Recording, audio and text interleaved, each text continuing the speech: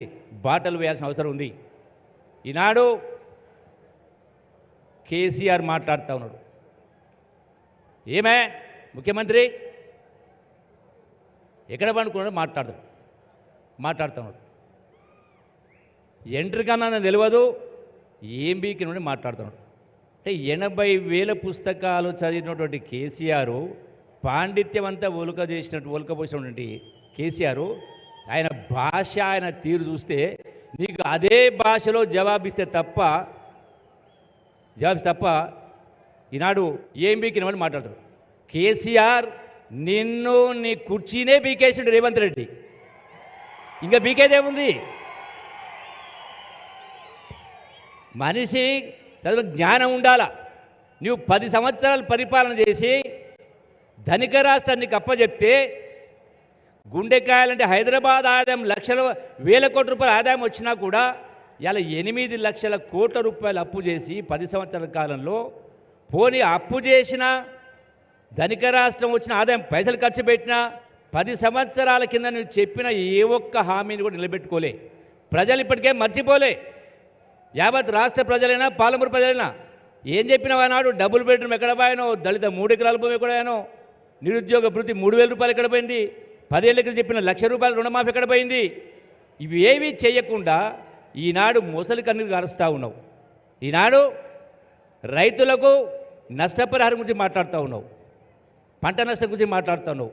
10 సంవత్సరాల్లో ఏనాడైనా నువ్వు రైతాంగానికి వరదలు వచ్చినా, కరువు వచ్చినా, వడగండ్లు పడ్డా ఏ ఒక్క సంవత్సరం పంట నష్టం ఇచ్చినవా? ఈనాడు ముఖ్యమంత్రి రేవంత్ రెడ్డి వచ్చిన తర్వాత మొన్న కురిసినటువంటి వర్షాలకు, వడగండ్లకు రైతాంగానికి ఎకరానికి 10,000 రూపాయలు నష్టపరిహారం ఇవ్వడం జరిగింది. ఈ వచ్చే వానకాలం నుంచే రైతాంగానికి మొత్తానికి కూడా రైతాంగం తరఫున రాష్ట్ర ప్రభుత్వమే ఇన్సూరెన్స్ ప్రీమియం కట్టి అది కరువు వచ్చినా, వరదలు వచ్చినా, వడగండ్లు పడ్డా మొత్తం రాష్ట్ర రైతాంగానికి ఇన్సూరెన్స్ చేయడానికి ఇప్పటికే రేవంత్ రెడ్డి గారు శ్రీకారం చుట్టడం జరిగింది. నువ్వు 10 సంవత్సరాల కింద కుర్చీ వేసుకొని కట్టిస్తున్నావు. పాలమూరు ప్రాజెక్టు ఈనాటి కూడా ఎక్కడేసిన గొంగడు అక్కడే. కేవలం ఎన్నికల కోసం నువ్వు 20% కూడా ఖర్చు పెట్టకుండా, ఇప్పటి కాలువలకు మంజూరు లేకుండా జాతికి అంకితం చేస్తున్నావు చెప్పని నువ్వు మోటార్ ఆన్ చేసి ఫోటోలు పోజులు ఇచ్చిండ్రు. ఈ రోజున ఏ ఒక్క విషయం చూసుకున్నా, ప్రాజెక్ట్ విషయమైనా, రైతాంగ సమస్యలైనా ఏ ఒక్కటి కూడా నువ్వు ఈనాటి కూడా అమలు చేయలే. ఎన్నికల ముందు ఏం చెప్పినావు కేసీఆర్? నీవు, నీ అల్లుడు, నీ కొడుకు మీరందరూ ఏం మాట్లాడినరు? కాంగ్రెస్ వస్తే కరెంటు రాదు, కాంగ్రెస్ వస్తే రైతు భరోసా రాదు, కాంగ్రెస్ వస్తే నీళ్లు రావని మాట్లాడినావు.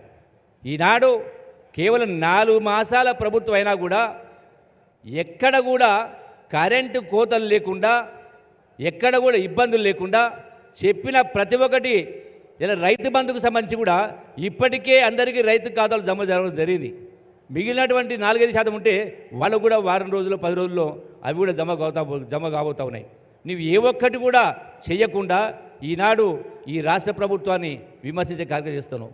ఇవన్నీ నీవు అప్పుల కుప్ప రాష్ట్రానికి అప్పచెప్పినా కూడా పెద్ద మనసుతోటి ఎన్ని ఇబ్బందులు వచ్చినా ఒకవైపున సంవత్సరానికి 65,000 కోట్ల రూపాయలు నువ్వు చేసిన అప్పుకు వడ్డీ కడుతూ కూడా ఈనాడు సోనియా గాంధీ గారు, రాహుల్ గాంధీ గారు, ఖర్గే గారు, మన రేవంత్ రెడ్డి గారు ప్రకటించినటువంటి 6 గ్యారంటీలో ఒక్కొక్కటిగా గ్యారంటీ అమలు చేసుకుంటూ వచ్చే కార్యక్రమం చేస్తూ ఉన్నాయి. ఈనాడు కూడా ప్రతి ఒక్కటి కూడా ఏ ఒక్కటి కూడా ఆపలే.